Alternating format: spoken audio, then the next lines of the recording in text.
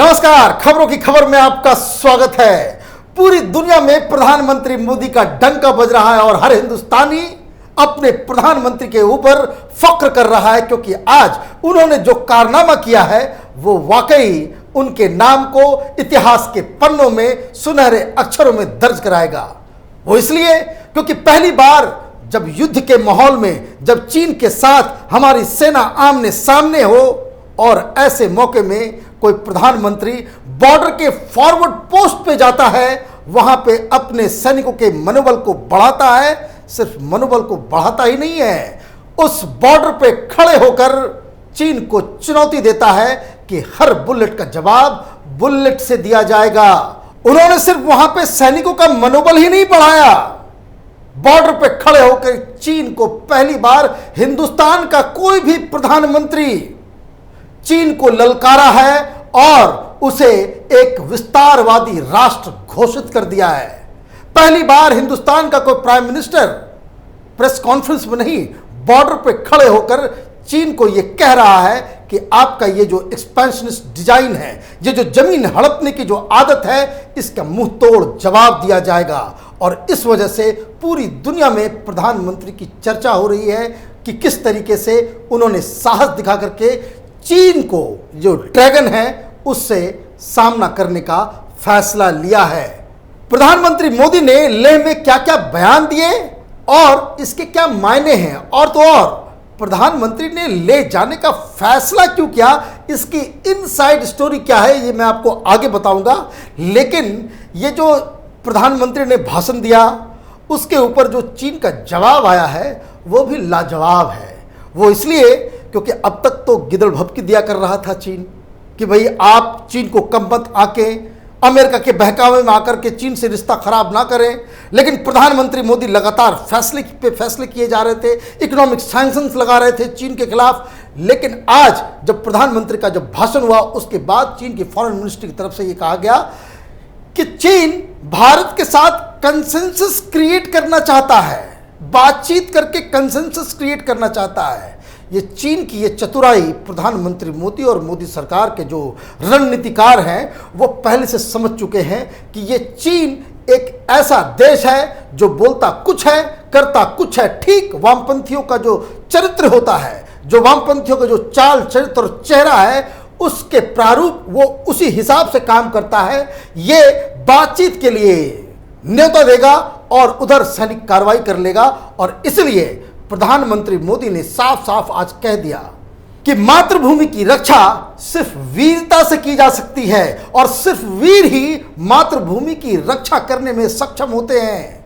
उन्होंने बताया कि किस तरीके से भारत ने 1000 साल तक विदेशी आक्रांताओं के हमले को झेला और जो वीर थे वही सिर्फ मातृभूमि को बचा पाने में सक्षम रहे। और इसलिए प्रधानमंत्री ने साफ साफ कहा कि जो बॉर्डर पे जो सेना की तैनाती की गई है वो हम वीरता और अपने पराक्रम पे हम ज़्यादा भरोसा करेंगे, ना कि ये जो चीन अब इकोनॉमिक सैंक्शंस लगने के बाद और गलवान में बुरी तरह से पिट जाने के बाद जो अब कंसेंसस की बातें कर रहा है। तो प्रधानमंत्री ने एक तरह से इस तरह की बातचीत, इस तरह के कंसेंसस को रिजेक्ट कर दिया है।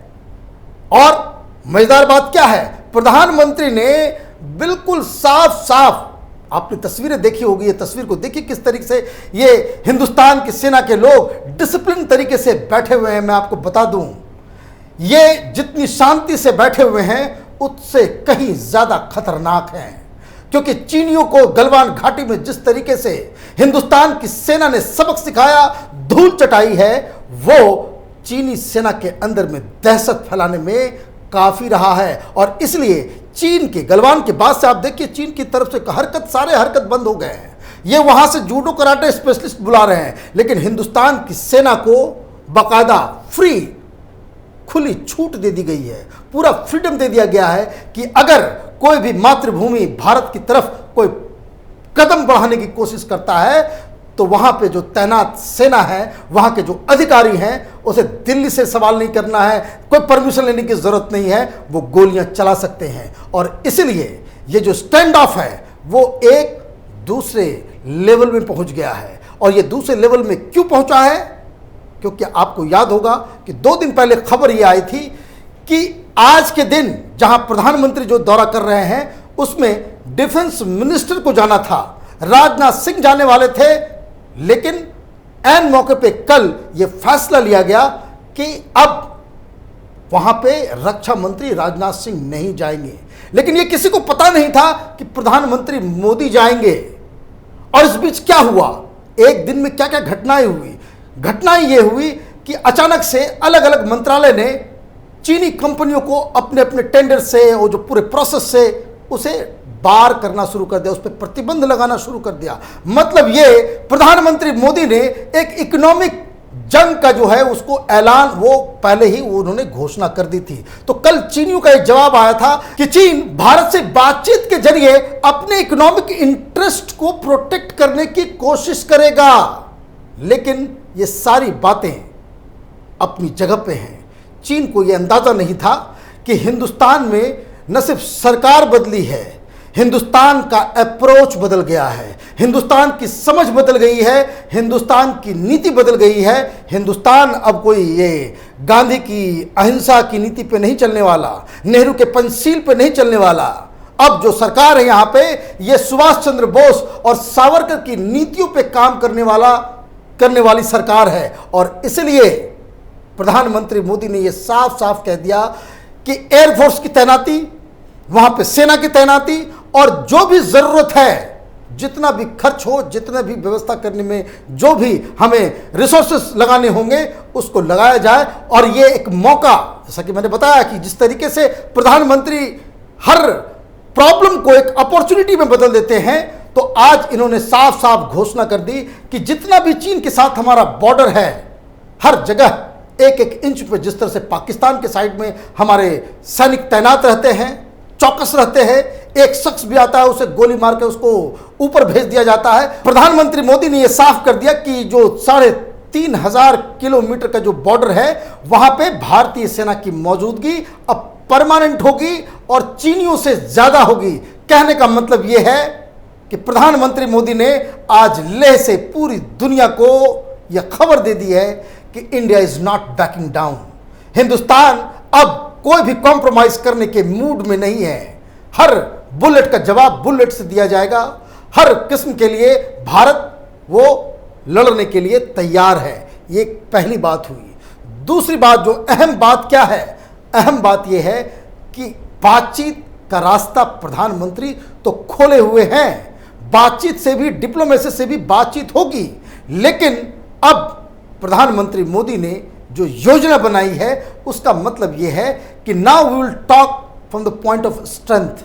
ऐसा नहीं कि हम अपने बॉर्डर को इनसिक्योर छोड़ दें और बीजिंग में जाकर के और कहीं न्यूट्रल लोकेशन पर जाकर के चीन से हम बातचीत करें कि प्लीज चले जाओ। स्थिति क्या है अब स्थिति यह है कि सरकार ने यह फैसला किया है कि बॉर्डर पे हमारी तैनाती चीन से ज्यादा होगी। हम एक मजबूत पोजीशन पे बैठकर चीन के साथ निगोशिएशन करेंगे, क्योंकि चीन कमजोर के साथ बराबरी की बातचीत नहीं करता है। और जो बॉर्डर पे तैनात हमारी सेना है उनका मनोबल बिल्कुल ऊंचा रहे, इसलिए उन्होंने साफ साफ वहां पे तैनात अधिकारियों और जो सेना को जो संबोधित किया उसमें उन्होंने कहा कि जिस तरीके से, जिस ऊंचाई पे आप पेट्रोलिंग कर रहे हो, अपनी सीमा की रक्षा कर रहे हो, उससे कहीं ज्यादा ऊंचा आपका पराक्रम है। जो पराक्रम की पराकाष्ठा की बात उन्होंने की गलवान वैली में, उससे एक बात साफ हो गई कि वो वहां पे भारतीय सेना के मनोबल को बढ़ाने ही गए थे और ये संदेश देने गए थे कि आप बॉर्डर पर तैनात रहें, देश की 130 करोड़ जनता आपके साथ खड़ी है। उन्होंने साफ साफ कहा। और जिस तरीके से वहां पे वंदे मातरम और भारत माता की जय का यलगार किया गया, वो वाकई देखकर लगा कि भारतीय सेना अब चीनियों के साथ निपटने के लिए वो बिल्कुल बेकरार है और तैयार है। लेकिन इससे भी कहीं ज्यादा बड़ा मैसेज पूरी दुनिया को प्रधानमंत्री मोदी ने चीन के ऊपर हमला करके दिया। उन्होंने पहली बार ऐसी बात हो रही कि कोई प्रधानमंत्री बॉर्डर पे जाए और चीन को यह कहे कि हिंदुस्तान इस विस्तारवादी चीन के खिलाफ अब खड़ा हो गया है। चीन को उन्होंने विस्तारवादी कहा और उन्होंने बहुत सारे एग्जाम्पल्स दिए। उन्होंने बताया कि दुनिया में जितने भी विस्तारवादी शासक हुए हैं, देश हुआ है, उसकी नीति यही हुई है कि वो आखिर में हारा है। वो देश तबाह हो गए, वो लीडर्स खत्म हो गए, वो पूरा मुल्क का मुल्क बर्बाद हो गया जो दूसरों की जमीन विस्तारवादी की नीतियों पे उसने काम किया। और ये संदेश सिर्फ चीन को नहीं दिया गया, ये संदेश पूरी दुनिया को दिया गया कि पूरी दुनिया विकासवादी नीति के ऊपर काम करे और जो विस्तारवादी नीतियां पे चलने वाले जो देश हैं उसके खिलाफ एकजुट हों। तो ये बात पूरी दुनिया में जिस तरह से लगातार इस चीज़ों को किया जा रहा है, वो वाकई मोदी की फॉरेन पॉलिसी और जो नेशनल सिक्योरिटी का जो पूरा अप्रोच हिंदुस्तान का अब तक रहा है, उसमें पूरा आप कह सकते हैं कि बिल्कुल बदलाव दिख रहा है। और ये बदलाव सिर्फ बॉर्डर पर नजर ही नहीं आ रहा।